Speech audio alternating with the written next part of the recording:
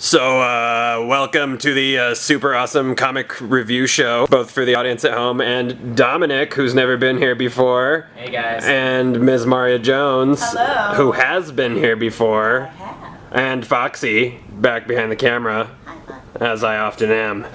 Before we get into it, I just want to remind people who Marya is.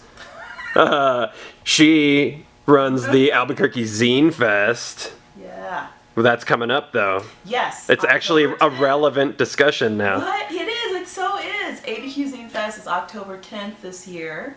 So we're really excited. It's going to be on Saturday. Just go to the website, abqzinefest.com for more information. And are there still tables available if people want to sell their wares? I haven't even opened the tables up yet. Oh, okay. So this is just kind of like a warning. And this might be relevant for you, Dominic, because you make comics. That's true. I make a comic called Mr. Wormfood and the Zombabies. And so you can check them out at mrwormfood.com. And I'd be interested to have Mr. Wormfood show up at the Zine Fest. Wow. I think everyone would appreciate that. Oh yeah. Let's get into the top 5. Okay. Coming in at number 5, Dominic, why don't you tell us a little bit about Help Us, Great Warrior? Help Us Great Warrior is a fun little light tale about some creatures in the same vein as the high-spirited capture creatures, if you read that series. I do. It's very fun, it's very light, the artistic style is very stripped down. It's very simple because it just wants to get in there and tell a story in and out, and it's cute, it's lovable, the colors are warm. I've never read this story, but I like that I got to jump right into it and feel like I wasn't lost. It had a good mythology surrounded in it. So simplicity was good. Moving on, number 4, we've got Casanova. Acedia 3. Acedia 3. I don't know. It's kind of bizarre and vague and wonderfully ambiguous, and I don't know, Casanova is a dream. When I turn the pages, it's like light from another planet. Do you know what I mean? Like, Yeah, in that it's indecipherable but very intriguing. well, I mean, hypnotizing. the first few images, I would say, reminds me of war. Reminds me of the Spanish Civil War.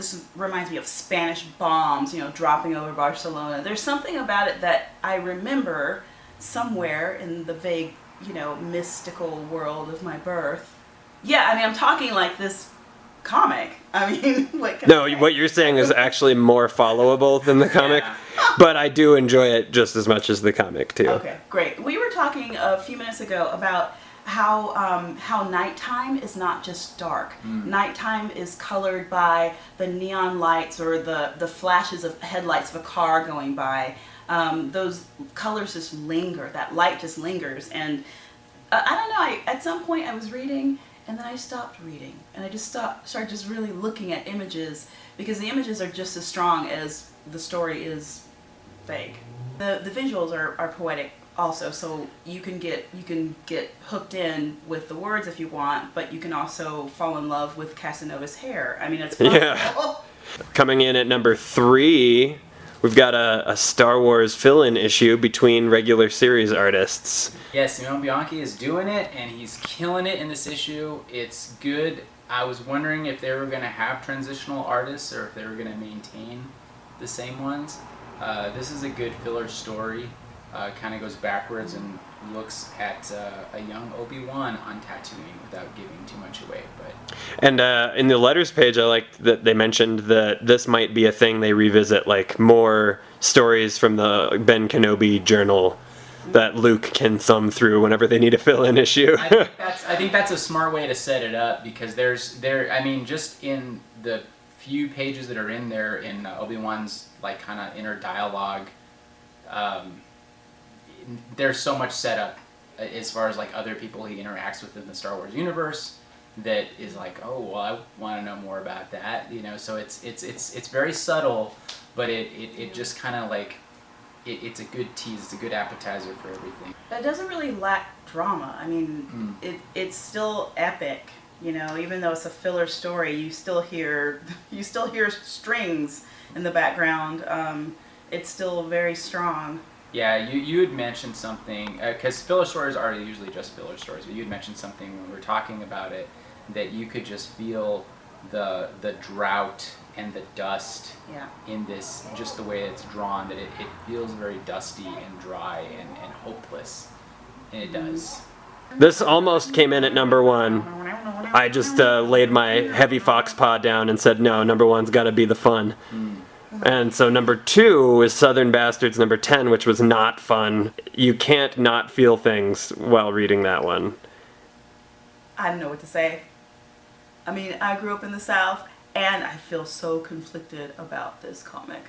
I really liked the Donnie Ray character, which I don't know if I haven't read Southern Bastards. I don't believe he'd ever appeared before. He's kind of like a very just like suburban preacher in a small town, and he has a burden laid on him by the Lord to go and preach to the lost, which, you know, like talks about Christ preaching to whores and the sinners and stuff, which he did. And so he goes out to do this, and he comes across Esau, the character you guys are talking about. Yeah, Craw County has no shortage of lost souls. Right, and so he goes there and I don't want to say naively, but I don't think you can tell very much that he's in over his head for what he's doing and following around Esau, and whether it's intentional or not, that the fact that the character's name is Esau, which biblically Esau was a man that renounced his birthright for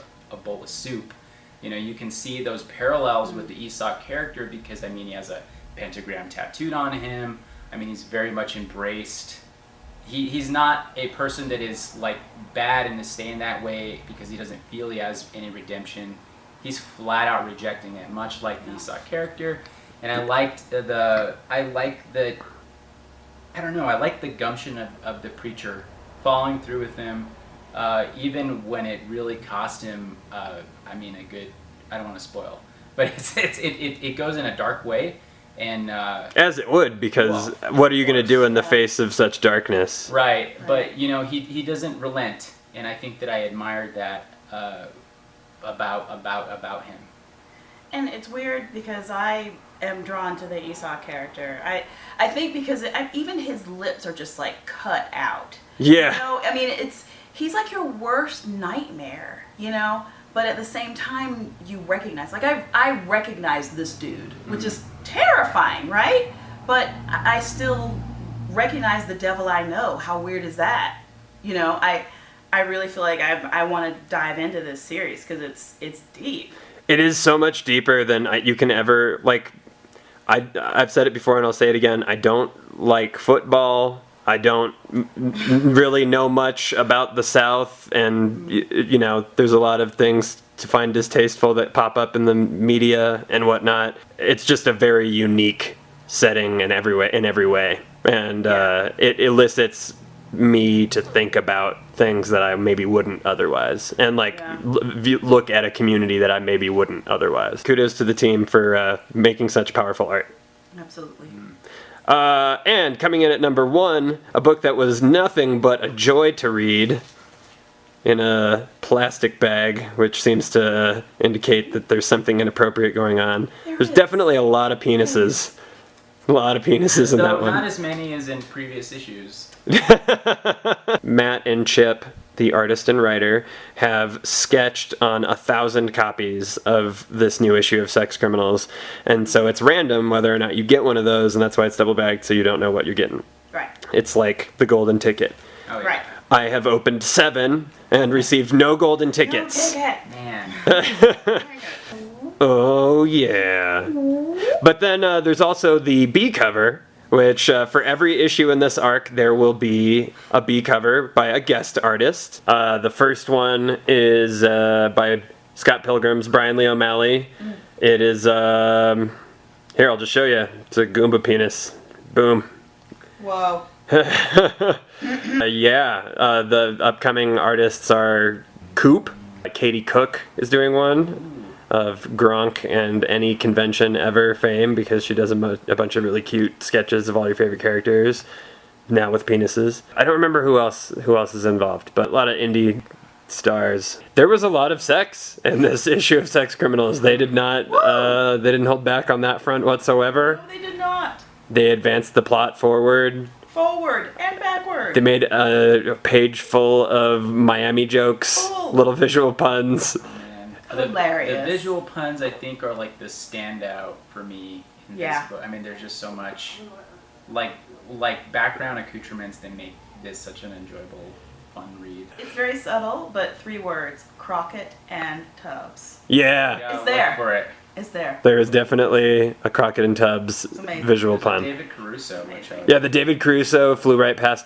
That Miami page really deserves your full attention. Wow. Like, just Go look back. at each panel, because each of us missed something there. Yeah, it's easy to Yeah. gloss over like dialogue-less panels and just like, oh, look, that's silly, but Yeah, there's really a lot in it. If any comic deserves your fine-toothed visual comb, Yeah. it is this one. Oh yeah. And then I gotta say, really happy to have it back. Didn't skip a beat. Everything, like, they're just advancing all of the plots. I can't believe how many characters we checked in on in this issue, and it all was of them. working. Like, it was, even if it was only 2 pages of some stuff going on, it's like, oh, okay. Hands down number 1 for me, paws down, as it were, as I imposed it.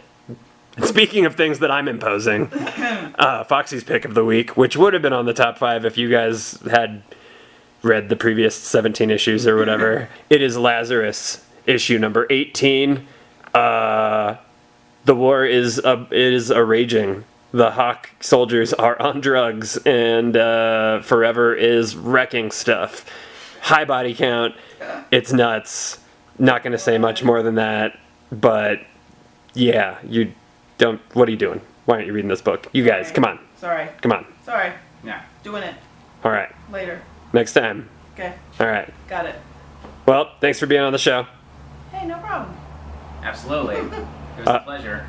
Yeah, I mean, Dominic, you've wanted to be on the show for a while. Was it everything? Did it live up to all of your hopes and expectations? Everything. I was a little bummed that I didn't have Foxy on camera.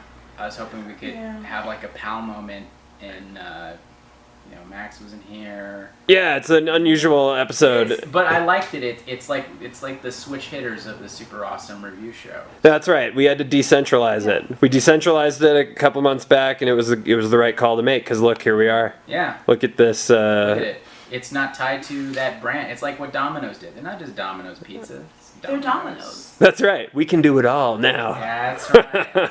Tapioca. That's- Domino's. Domino's tapioca. Oh, they're doing it. Well, this is normally the point in the show when somebody says some sort of catchphrase. Feel free if you've got a catchphrase that you'd like to try out, or if you've got a tried and true one. I have a catchphrase that I'm going to borrow from another show that I'm on. Oh yeah, why don't you tell us about that show? Plug it in. Like Media Glitch, and I'll tell it. I say it on their show, and I'll say it on this show. Like, subscribe, comment below. Let us know what you guys are thinking at the Super Awesome Review Show. Also, check out Media Glitch on YouTube. The host Joel Valley, he's amazing. But yeah, thank you guys for having us on. Maybe we can combine powers one of these days. Yeah, we'll get a huge panel. It'll be chaos. Oh yeah, it'll be the best. A round table, if you will. I don't know how you film something like that. Probably a multicam. Yeah. We may need more.